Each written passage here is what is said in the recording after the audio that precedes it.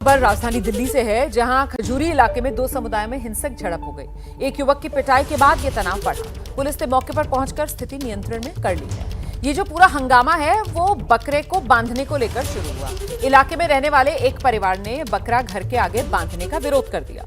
बकरा बांधने वालों को ये बात बर्दाश्त नहीं हुई। आरोप है बकरा बांधने वालों ने अपने साथियों के साथ मिलकर दूसरे परिवार की पिटाई कर दी। इसके बाद तनाव बढ़ गया। दूसरे समुदाय के लोग भी मौके पर जुटे। कार्रवाई न होने पर विरोध प्रदर्शन करने लगे। तनाव के बाद इलाके में पुलिस बल को तैनात कर दिया गया है। तो दिल्ली का ये खजूरी इलाका, एक घर के बाहर बकरा बांधने को लेकर निवासी मनोज धामा समेत कई लोगों ने दोपहर को आपत्ति जताई थी, जिसके बाद बकरे को हटा दिया गया। लेकिन जैसे ही रात का वक्त हुआ, बकरे को फिर से घर के आगे बांध दिया गया। इसका मनोज धामा के परिवार ने फिर से विरोध किया। आरोप है तभी दूसरे समुदाय के 10 से 15 लोगों ने घर में घुसकर हमला बोल दिया और घर में घुसकर लाठी डंडों से जमकर पिटाई की, जिसके बाद बवाल और बढ़ गया। लोगों ने पिटाई करने वालों की गिरफ्तारी को लेकर प्रदर्शन किया। हालांकि पुलिस के समझाने के बाद लोग शांत हुए। इलाके में तनाव के बाद पुलिस बल आरएएफ तैनात कर दिया गया है। दिखाते हैं आपको मौके से एबीपी न्यूज संवाददाता अजातिका की एक रिपोर्ट।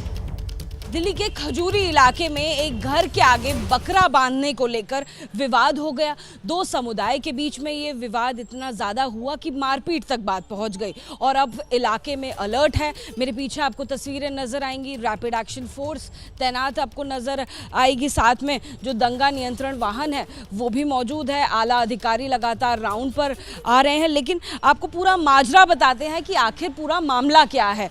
ये जो स्कूटर आपको पुराना दिखाई दे रहा है, स्कूटर के पास में कुछ बकरों को बांध दिया था। जानकारी ये बताती है क्योंकि बकरीद का समय है तो ऐसे में यहाँ पर बकरा बांधा गया, जिसको लेकर इधर रहने वाले जो घर हैं, जो कि दूसरे समुदाय के हैं, उन्होंने आपत्ति जताई। उन्होंने कहा कि इस वजह से गंदगी हो रही है, इन बकरों को हटाया जाए, जिसके बाद बकरों को दिन में हटा भी दिया गया। लेकिन रात के वक्त कुछ लोग मनोज धामा के घर पहुंचते हैं और धावा बोल देते हैं, हमला करते हैं मनोज धामा के ऊपर। उनको चोटें आती हैं। इस मामले में कई सारे जो लोग हैं वो ऐसे में मनोज धामा के घर पहुंचकर उन पर आक्रमण करते हैं, हमला करते हैं।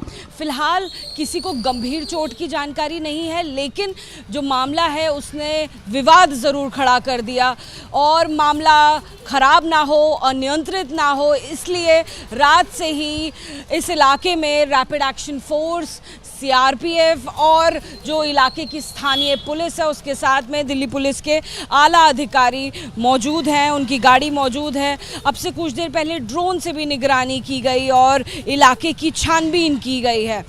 अब देखेंगे जो दिल्ली पुलिस के अधिकारी हैं वो भी आपको नजर आएंगे। लेकिन ऐसे में सबसे बड़ा जो क्लू मिलने वाला है वो 2 सीसीटीवी कैमरास के जरिए मिलेगा।